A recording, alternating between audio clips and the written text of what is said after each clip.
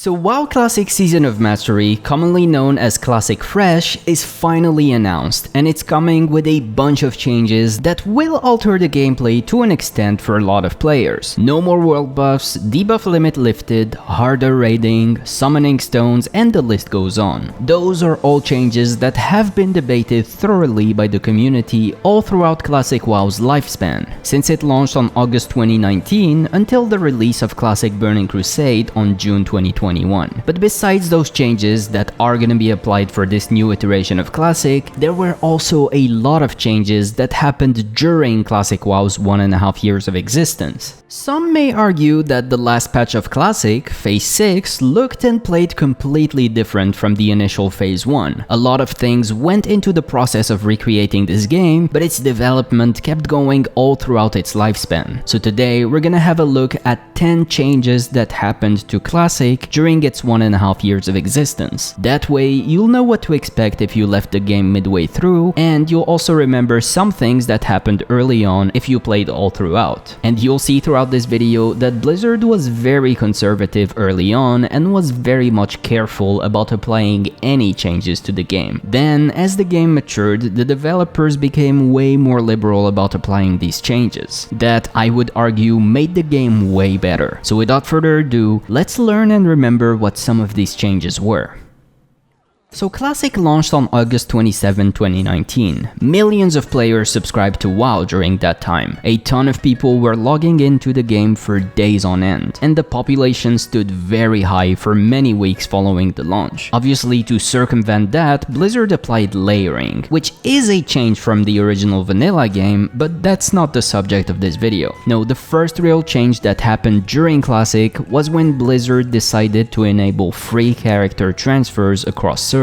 This may seem like a minor change, and for all intent and purposes, it is. However, in vanilla from 2004 to 2006, and then also all throughout TBC from 2006 to 2008, and for a small part of Wrath of the Lich King, if you created a character on a given server, that character was stuck there forever. Whatever reputation you created for yourself, whoever you killed, ninja'd, scammed, or anything else would remember you, and your reputation meant something on that server. So when Blizzard added free character transfers to Classic to combat server overpopulation, that was the first change that differed from vanilla. Now you don't have to worry no more about your reputation. You could just transfer off to another server, be it a less populated server, but in there you would be completely unknown. And that's the first change that happened during Classic.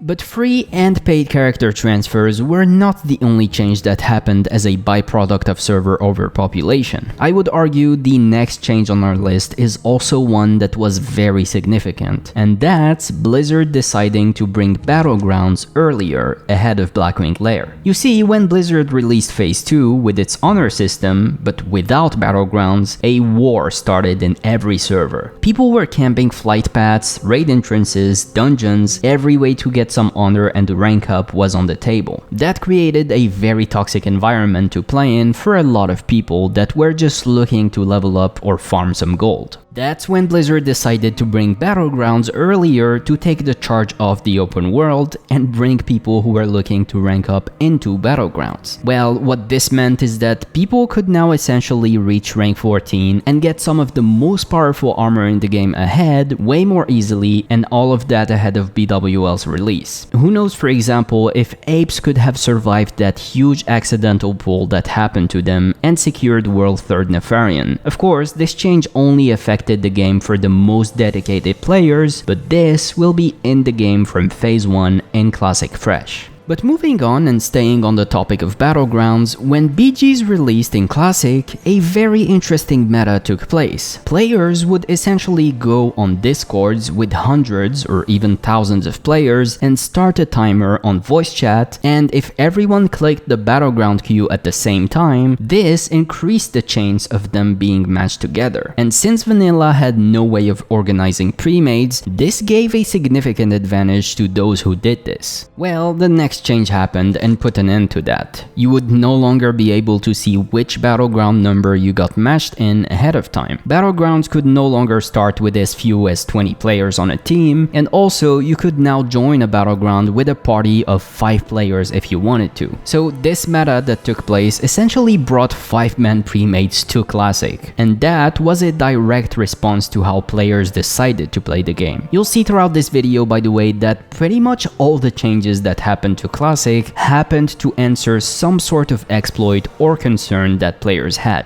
Speaking of Blackwing Lair, a minor but significant change that happened ahead of BWL's release is the Attunement quest being added ahead of time. You see, when Blackwing Lair released originally in vanilla, people were fighting tooth and nail to kill the Scar Shield Quartermaster, a rare mob that spawned outside Lower Blackrock Spire and that dropped Black Hand's Command, the item that would allow you to start the quest to get attuned to enter Blackwing Lair. So this created a huge bottleneck for a lot of guilds, because unless all of your 40 raiders managed to get this item, you couldn't start progressing on Blackwing Lair. Well, Blizzard decided not to go with that for Classic. They made it so that, for one, you could get this quest a month in advance ahead of BWL's release. 2, the Scarshield Quartermaster would have an instant respawn, and also everyone in your group could loot Black Hand's Command. A minor but significant change, but one that spared a lot of headache for a lot of guilds. But anyways, after that, a few changes did also happen, like the removal of the Warsong Gulch exit portal or the blocking of character creation on Hypop servers, but nothing significant, until the infamous Black Lotus change. You see, Black Lotus was a highly sought after reagent in Classic.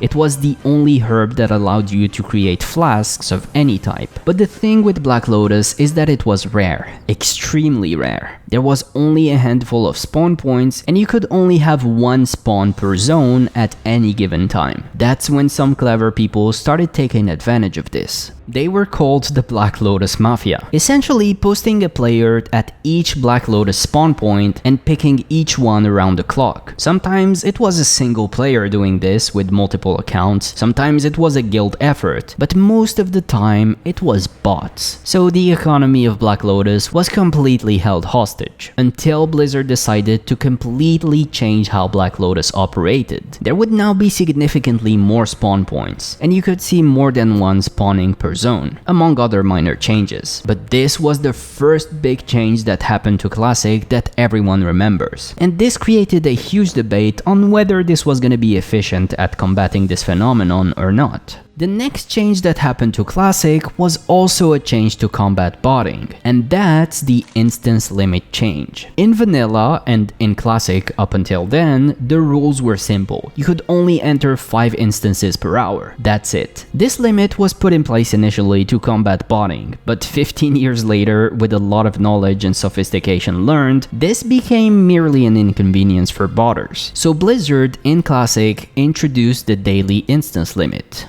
Now, you could only enter 30 instances per day and per realm. That's on top of the already existing 5 instances per hour. The goal here was to make it so that botters would no longer be able to farm gold day in and day out by just re-entering when the hour was over. But they also had to make it so that the legitimate players weren't affected by this. Well, obviously, some legitimate players did get affected by this. A lot of people, for example, were selling Stockades boost, and you could easily reach 30 instances per day by selling boosts that took 5 minutes to clear. The real question is, did this really combat botting? Well, we're inclined to believe that it did if Blizzard left it in the game for so long. But when Classic TBC released, they lifted this restriction, and bots are still present all throughout the game, so maybe it was a useless change. Who knows if it will be present when Classic Fresh releases? I personally hope not. The following months were quite calm for Classic when it comes to changes, but that all changed when Phase 5 was announced. In the patch notes for Phase 5, besides the war effort and the new raids, were also announced some changes coming to the game. Alterac Valley terrain exploits, faction leaders could no longer be moved, the threat API was added to the game, so no more guessing, and also Blizzard announced that if you had an authenticator on your account, you would now be eligible for 4 more bag slots on your inventory.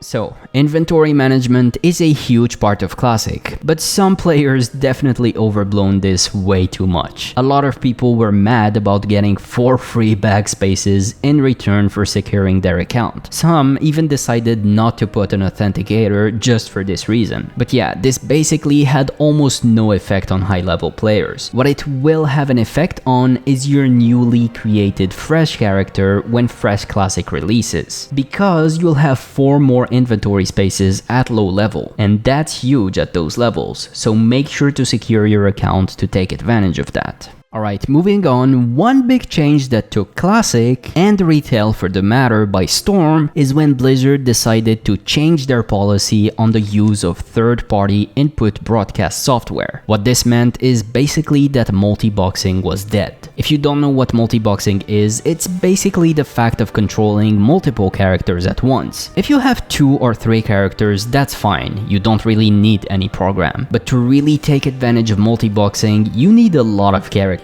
And to control all of those at once, you had to use one of those programs. And those were allowed by Blizzard up until November 3rd, 2020. This change was actually put in effect on both Classic and Retail. If you used one of those programs from now on, you will get banned, which meant that large-scale multi-boxing was essentially dead now. A lot of players relied on multi-boxing to farm gold, and this was a huge deal for a lot of players. But yeah, Blizzard decided to cut this short and changed their policy on it. Today, you can still see multi-boxing in action by some players, but nothing as large as what it was before this change was applied. After that, it was time for Naxxramas to release. The Naxxramas patch actually brought very few changes to the game. Besides what it promised, which was Naxx and the Scourge invasion, there wasn't much that Blizzard changed. But the one change that they made affected an entire class by a large degree, and that's the attack power change. You see, before this, when you just saw the word attack power mentioned on any buff, this meant melee attack power. But guess what? There's another class that uses attack power, and that's Hunters. And Hunters is a ranged class, so ranged attack power could also be found on some buffs, but way less than melee attack power. This changed completely when Blizzard decided that from now on, unless a buff specifically says melee attack power, it would also apply to both.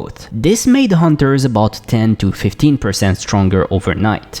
Rallying Cry of the Dragon Slayer, Fengus Ferocity, and Juju Might, to name just these, were all buffs that didn't affect Hunters before that, but Blizzard decided to change that and made Hunters stronger overnight. And that's gonna be something present in Classic Fresh from Phase 1, making Hunters ever so slightly stronger from the start. That's a welcome change considering bosses will be stronger. Finally, by now, Naxxramas has come and gone. Players had the game on farm for a few weeks, and that's when Blizzard decided to drop the biggest change patch until now on the community. On January 20th, 2021, when everyone thought that the next major patch that would come to Classic would be the pre-patch for TBC, Blizzard announced patch 1.13.7, essentially Phase 7, a patch that would bring an insane amount of changes to Classic. Removal of spell batching, priority system on buffs, loads of annoying bugs fixed, and most importantly, the Chrono Boon Displacer. This item made obtaining world buffs way easier. It would allow you to store your buffs and then get them back when you were ready to raid. No longer did you have to log off for days on end to preserve them. This is probably not gonna be the case for Fresh, since world buffs are not going to be a thing there. But yeah, other than that, we also had the spell batching removal. This annoying mechanic that made the game feel way more laggy just for the sake of keeping it authentic was finally a thing of the past. And obviously, a priority system on buffs. You could only get 32 buffs in Classic before your oldest ones got overwritten by the new ones. And with this in place, the most important ones wouldn't anymore. This is the first time that players started suspecting that Blizzard is paving the way for Classic Fresh. And obviously, all these changes will probably be in the game at launch for Fresh, and they're definitely all welcome. And this marks the end of this video. I hope this refreshed your memory about the changes that took place during Classic, or that it made you learn a thing or two about the things that happened during Classic if you left early on. Those were just 10 changes that I could remember, but I'm most definitely forgetting some things here. So if you can think of any change that was made during Classic, let us know in the comments. With that, I hope you guys enjoyed this video. If you did, remember to give it a like and subscribe to the Classic WoW Curios channel for more content like this. I will see you guys in the next one very soon. Bye for now.